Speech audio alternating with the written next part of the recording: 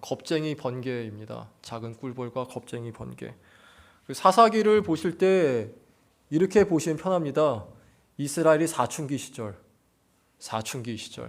중2병이란 말 아십니까? 중2병 아시죠? 남자가 보통 15살이 되면은 성인만큼 덩치가 커집니다. 또 여자도 보통 15살쯤 되면은 성인의 얼굴이 나오기 마련입니다. 그래서 예수님의 어머니 마리아가 예수님을 뵀을 때 나이가 16살이었어요. 그러니까 예전에 10대쯤에 후파에 결혼해서 아기를 낳았습니다. 근데 15살 때 몸이 어른만큼 커지고 그렇기 때문에 내 생각에는 내가 어른 하는 거 다 할 수 있다 생각하는데 실제로 나가면 어떻죠? 실제 사회 나갔다간 완전히 깨지지 않습니까? 또 그 사춘기 때 보면은 어른들이 뭔가 타락한 것처럼 보입니다. 어른들이 부조리해 보이고 불합리해 보이고 저 사람은 죄에 찌들어서 이렇게 보입니다. 반면에 자기는 되게 순수하고 깨끗하고 이렇게 보이죠. 근데 그렇게 그 모습을 세상에 나갔다가 세상과 부딪히면 어떻습니까? 현실은 자립이 됩니까?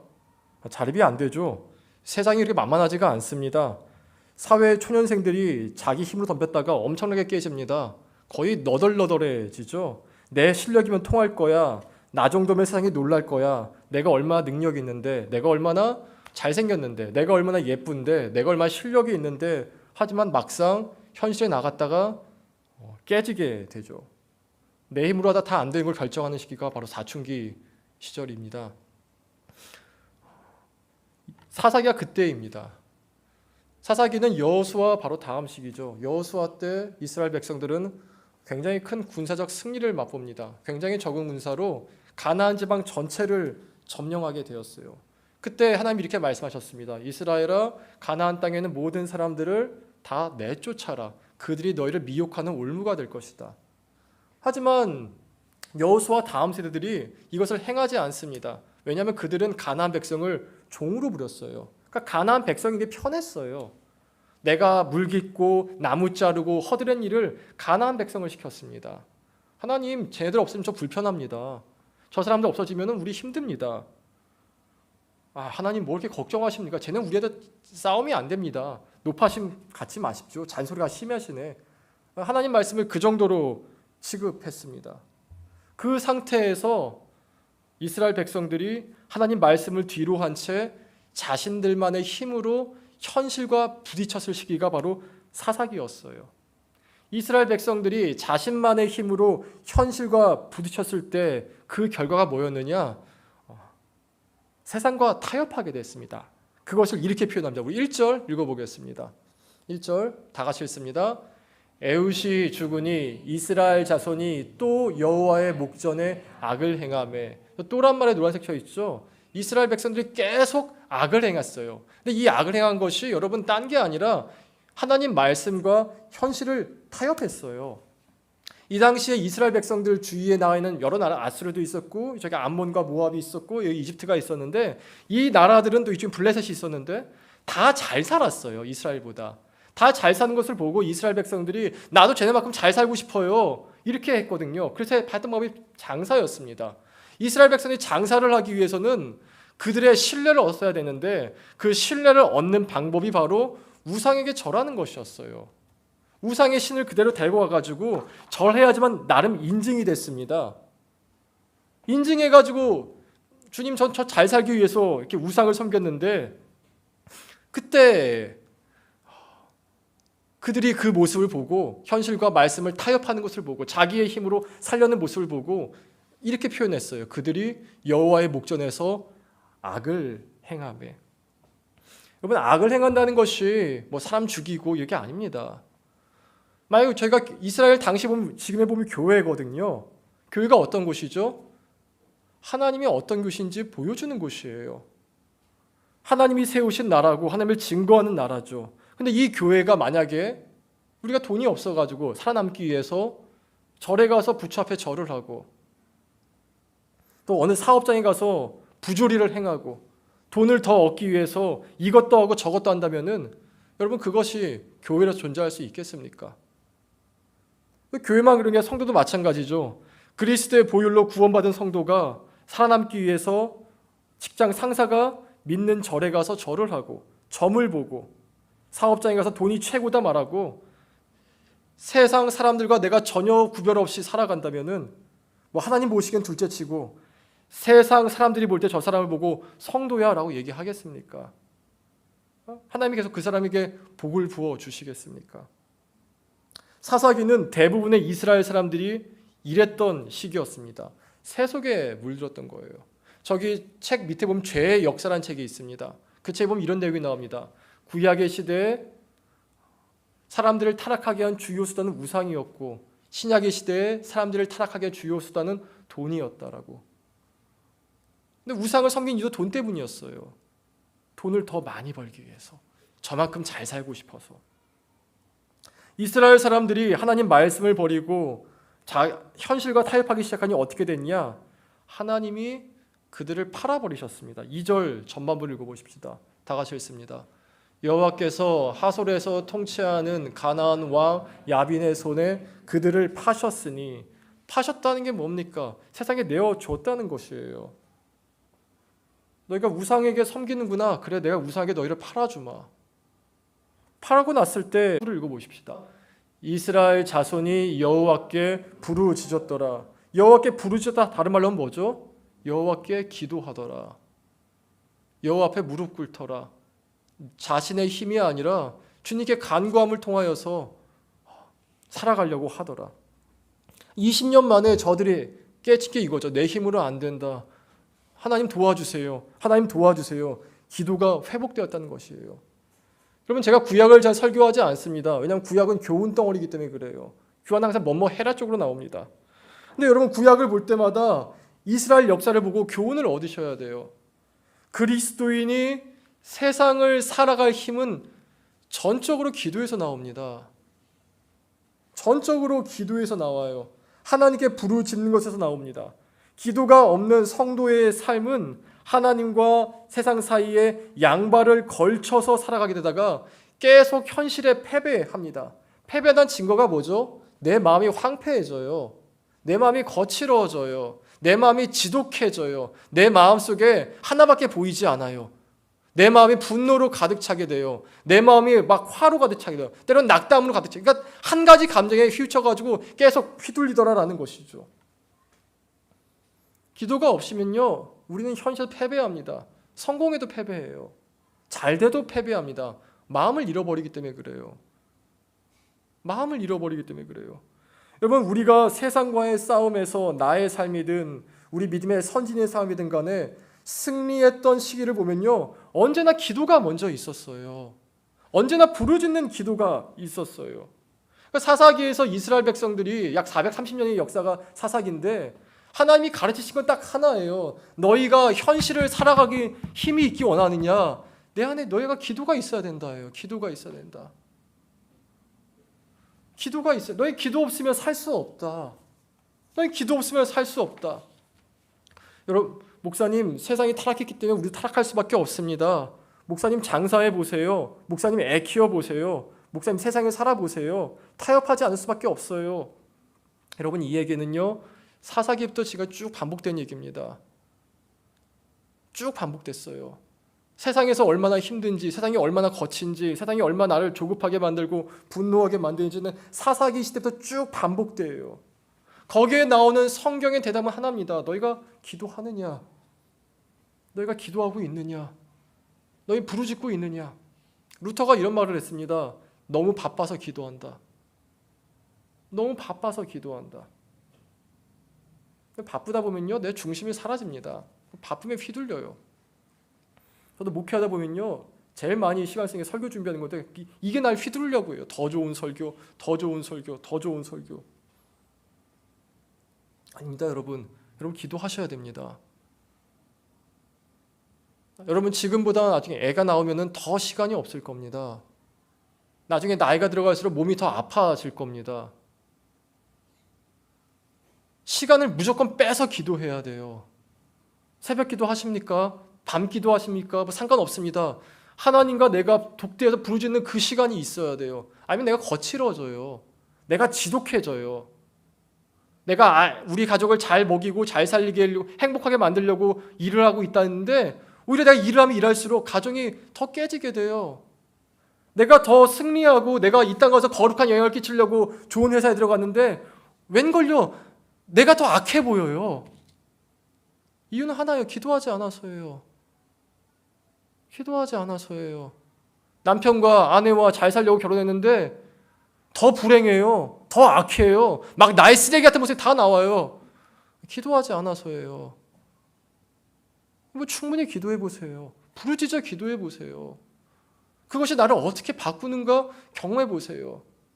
너무 평안하십니까?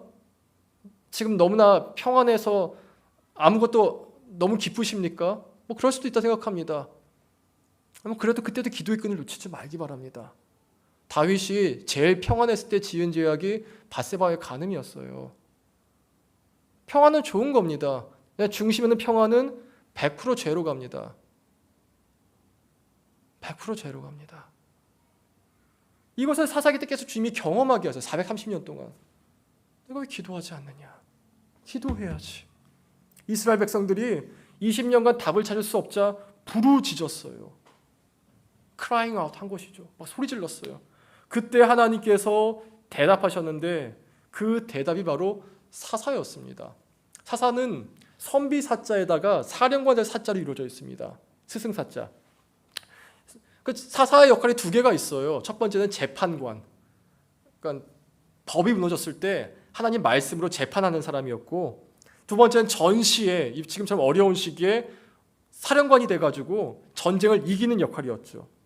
그게 사사였습니다. 근데 지금 이 가나안 왕 야빈의 시절에 하나님께서 사사를 베는 사람이 누구냐면 드보라였어요. 여러분 드보라 한번 4절과 5절 읽어보겠습니다. 다 같이 읽습니다. 그때 라피도세의 아내 여선지자 드보라가 에브라임 산지 라마와 베델 사이 드보라의 종려나무 아래 거주하였고 이스라엘 자손은 그에게 나아가 재판을 받더라. 드보라는 꿀벌이란 뜻이에요. 꿀벌. 그러니까 성경에 나오는 이름은 의미가 있습니다. 베드로, 반석 이거지 않습니까? 피터. 드보라 꿀벌이 뭐냐면요. 성경에서 나오는 꿀벌의 의미는 작아요. 그러니까 개미, 꿀벌은 다 작은 의미인데 작은데 질서가 있는 거예요. 질서가 있어가지고 기준이 분명하죠. 잠언에 보면은 꿀벌과 개미가 좋은 의미로 나옵니다. 너희가 꿀 보고 배워라, 개미를 보고 배워라 이렇게 나옵니다. 드보라가 그랬어요. 드보라는 지혜가 있고 총명이 있고 옳고 그름을 판단할 수 있는 사람이었습니다. 근데 문제는 뭐냐면 작았어요. 작아가지고 전쟁을 할 수 없는 사람이었습니다. 그래서 하나님이 드보라에게 말씀하신 사람이 바락입니다. 바락. 바락의 뜻이 뭐냐면 번개입니다. 번개. 이 사람은 몸이 빨랐던 것 같아요. 번개였던 거 보니까. 우리도 뭐 번개하면 몸이 빠른 사람 아닙니까? 예찬하면은 재밌고 뭐 이런 거 있지 않습니까? 하여튼 뭐 번개였습니다. 근데 이 바락의 문제가 뭐냐면은 겁이 많았어요. 겁이 많아가지고 전쟁을 나가지 못했습니다. 그래서 가장 먼저 드보라가 이렇게 얘기해요. 바락, 납달리와 스불론 사람 10,000명을 데리고 다볼산으로 가라.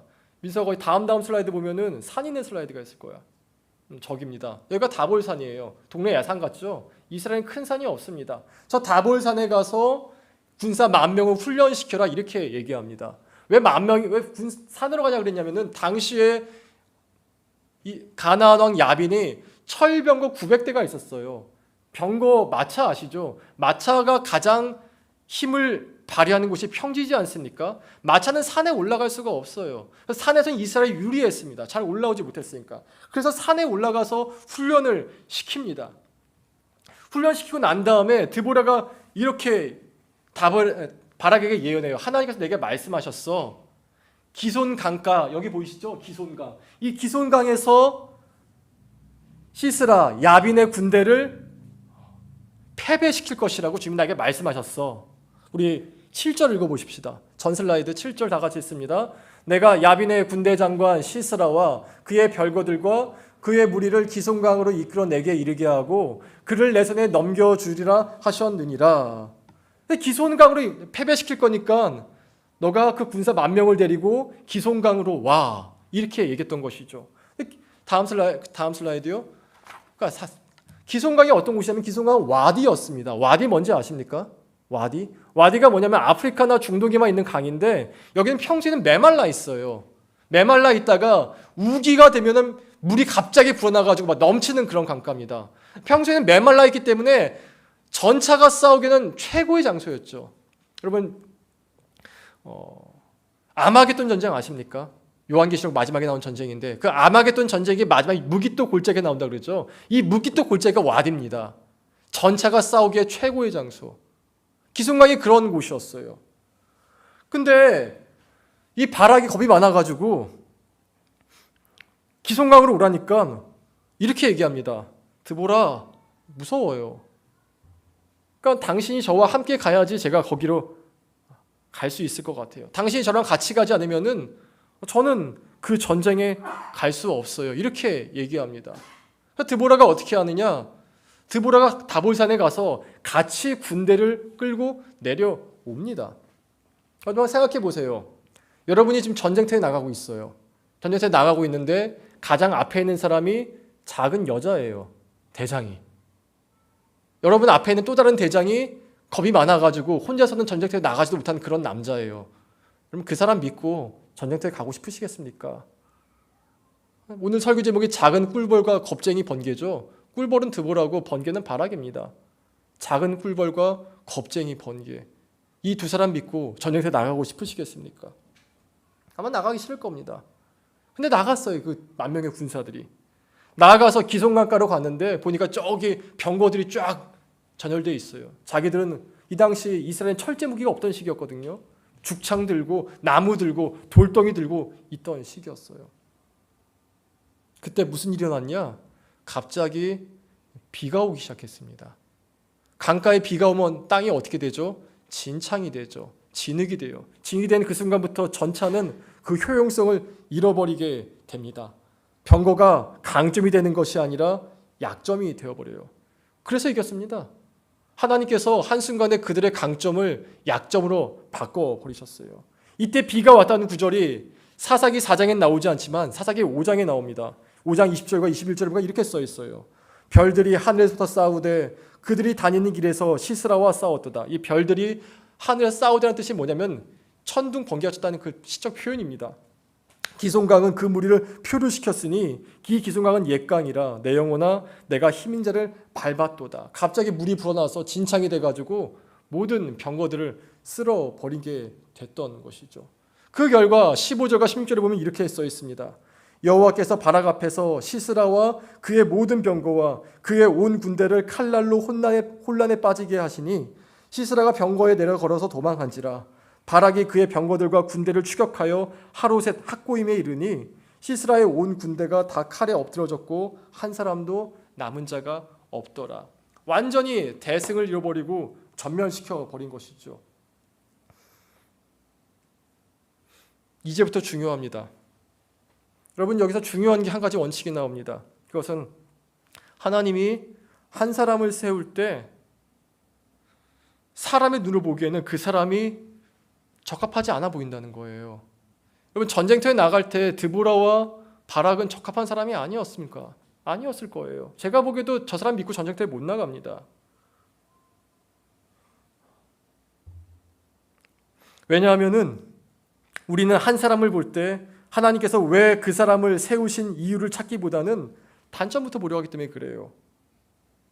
우리는 사람을 볼 때 단점부터 봅니다. 여러분 사람을 파악할 때 약점부터 보십니까? 아니면 장점부터 보십니까? 여러분 교회에서 한 사람을 세우셨을 때 그 사람 세우신 사람을 보고 저 사람을 어떠한 은사로 세우셨는가를 파악하려 하십니까? 아니면 약점부터 보려고 하십니까? 하나님께서 그 사람을 세우신 이유는 그 은사를 통해 하나님의 임재를 우리가 경험하게 하기 때문이지 그 사람의 단점이 없어서가 아니라는 것이에요. 지난주 설교에서 성령이 임하면 은사를 부어주시고 그 은사가 예배로 세워진다고 말했습니다. 근데 여러분 한 사람이 하나님이 그 사람을 세웠을 때 여전히 단점이 있어요. 여전히 단점이 있어요. 여전히 그 사람 보면 불안해 보여요. 뭔가 부족해 보여요. 드보라 볼 때 주님 저 사람은 무기 하나 들지 못한 작은 사람이에요. 바락을 볼 때 주님 저 사람 겁 많아가지고요 도망갈 사람이에요. 근데 결과는 어떻습니까? 하나님께서 이 두 사람을 통해 이스라엘을 구원하시고 다시 한번 이스라엘 안에서 거룩한 공동체를 만들어 가지 않으셨습니까? 그러니 여러분 제가 권면합니다. 공동체 안에서 한 사람을 볼 때 부족함으로 보지 마시고 그 사람의 은사로 보십시오. 그 사람의 은사로 보십시오. 여러분 재능과 은사의 차이가 뭐죠? 재능은 나를 드러내려고 해요. 내가 얼마나 잘하는지, 내가 얼마나 뭐 차양티를 치면 목소리가 좋은지, 뭐 악기를 연주 잘하는지, 뭐 목기자라면 얼마나 설교 잘하는지, 뭐 하여튼 다 나를 드러내려고 해요. 반면에 은사는 그것을 통해 하나님의 임재를 드러내려고 합니다. 여전히 단점이 있어요. 부족한 점이 있어요. 그러나 여러분 그 사람이 은사로 쓰임 받을 때 우리는 하나님의 임재를 경험하게 됩니다. 거기에만 집중하십시오. 거기만 바라보시기 바랍니다. 우리가 4월 묵상을 계속 하시는 분은 알겠지만 4월 내내 우리가 지금 강조하고 있는 부분은 성령께서 우리에게 임하시면 어떤 일이 일어나게 되는가 계속 말하고 있습니다. 성령이 임하시면 교회가 생겨나고 은사가 부어지고 그 은사로 하나님은 예배를 세워나가십니다. 근데 기억하십시오. 이 땅엔 성령만 계신 게 아니라 악령도 있습니다. 계속 악령도 있어요. 악령이 한 일은 뭐냐면 틈을 만들려고 합니다. 부부관계에서 틈을 만들어가지고 부부관계를 깨트리려고 하고요. 교회 관계에서도 틈을 만들어도 교회 관계를 깨트리려고 해요. 그 틈으로 공동체를 무너뜨리려고 해요. 마귀가 틈을 만드는데 쓰는 방법이 우리에게 안 좋은 생각을 부어주어서 그 안 좋은 생각으로 그 사람을 바라보게 하는 거예요.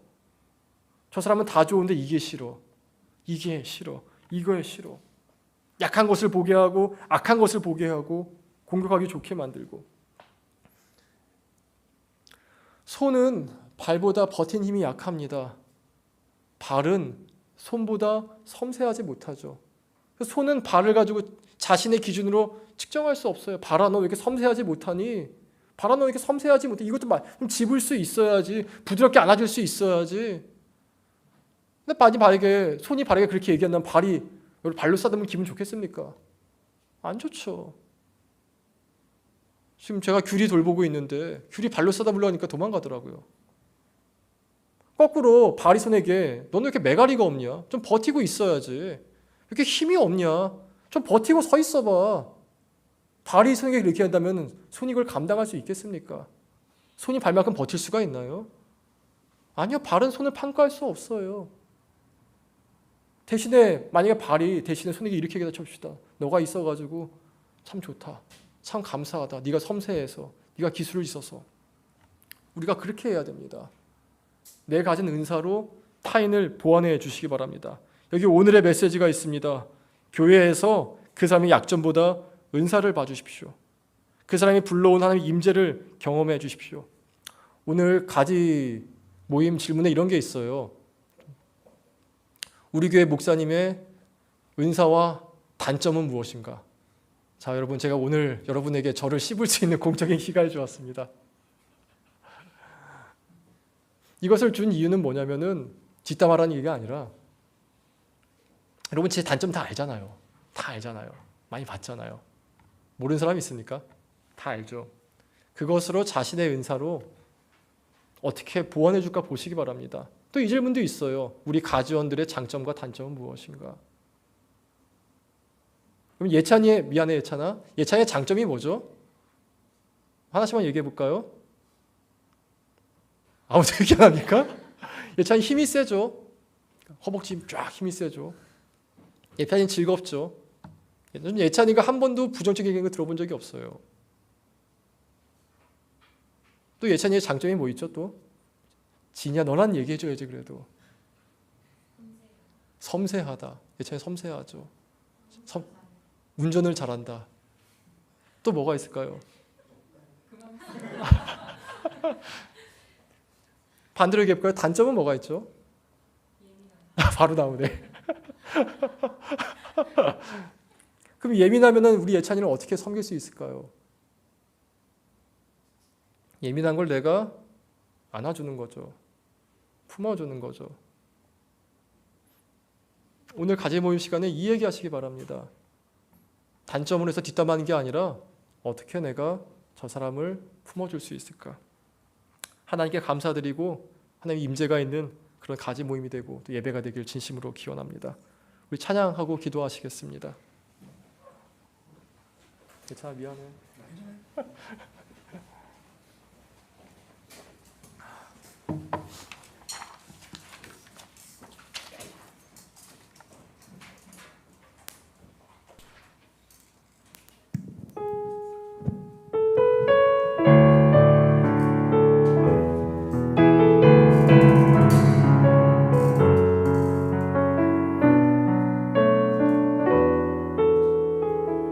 예수가 사랑하신 대로, 예수가 사랑하신 대로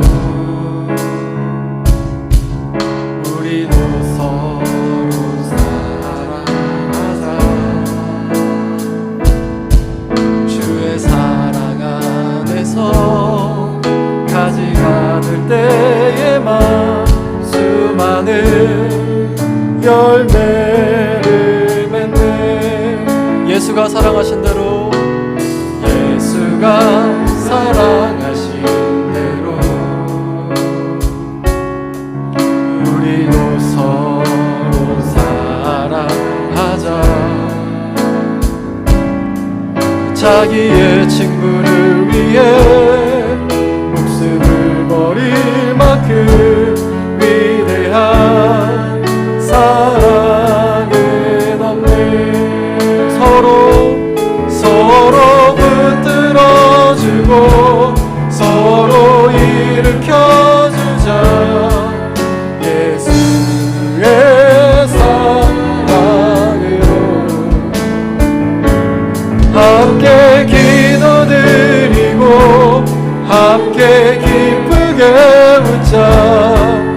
예수의 사랑 안에서 서로 붙들어주고 서로 붙들어주고 서로 일으켜주자. 예수의 사랑으로 함께 기도드리고 함께 기쁘게 웃자. 예수의 사랑 안에서.